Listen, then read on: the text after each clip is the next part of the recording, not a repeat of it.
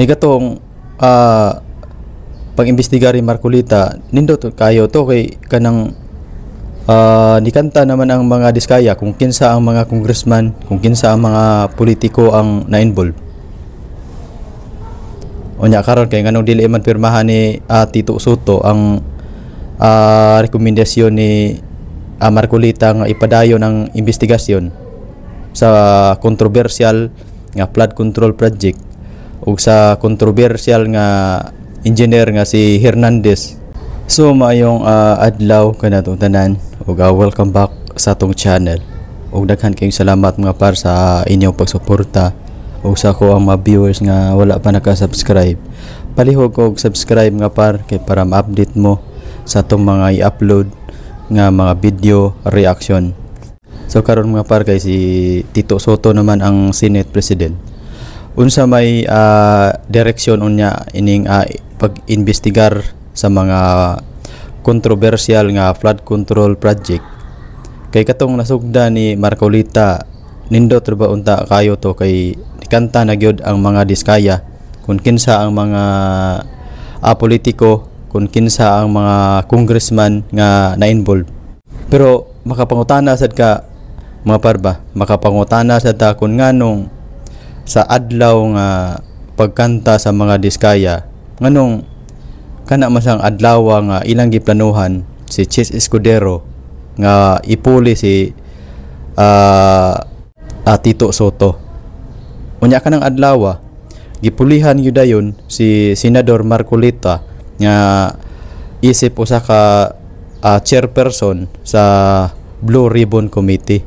Kaning ato ang mga parba mga pangutana lang kay nganong pag dawit sa mga pangalan ni sa mga congressman o pagka-mention sa pangan Congressman Saldico o ni House Speaker Martin Romualdez o nganong kalit kayo ang kausaban mga par o nganong ilagay dayong giilisan si Chis Escudero o giilisan po nila dayon si Marcolita.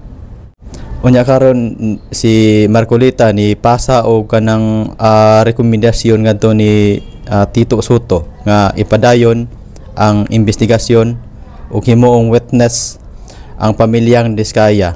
Pero ang gipasa nga rekomendasyon ni Marcolita mga par dili pirmahan ni Tito Soto. Nganong dili man pirmahan ni Tito Soto? Unsa bay rason?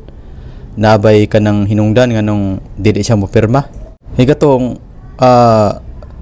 pag-imbestigar ni Marcolita nindot kayo to kay kanang nikanta naman ang mga diskaya kung kinsa ang mga congressman, kung kinsa ang mga politiko ang na-involve.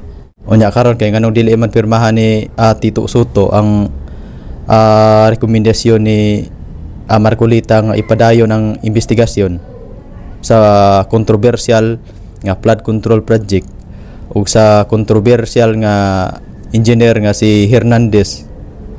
Nganong nisugot man si Tito Soto sa request ni House Speaker Martin Romualdez nga huwaman si Hernandez o ibutang nila nga to sa kustodiya sa PNP nga to sa Pasay City Jail. Kani ato ang mga pangutana lang kay nganong kalit kayo nga kausaban sa adagan sa Senate. Kanir ba si Tito Soto mga parog si Martin Romualdez kay kumpare ra ba ni? Posible ka nga makontrol ni Romualdez si Tito Soto? Posible ka nga mawad-an og bisa ang maong nasugdan nga pag-imbestigar sa mga involved sa maong mga flood control project? Pero nisugyo ra ba ang ubang mga kongresista karon mga par nga maayo nga imbestigaran si Martin Romualdez kay ngano na mensyon naman ang pangani Romualdez nganong dili man ipatawag, nganong dili man imbestigaran si Martin Romualdez.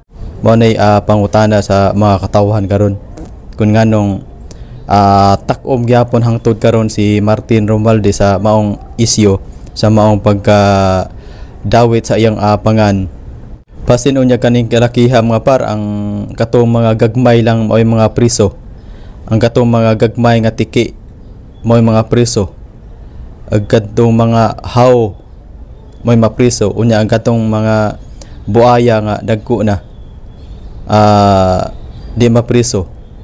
Kaya ang kaning wanara ba par mga par ikanira ba mga par ang nagpaluyo ni ining mga gagmay nga how o matiki ang nagpaluyo ni ang dagko baya nga mga buaya kun nganong dili man mo pirma si Tito Soto nga himuong witness ang pamilyang Diskaya para mahibaw-an pagyud kung kinsa pagyud ang involved nga mga kongresista sa maong controversial nga flood control project.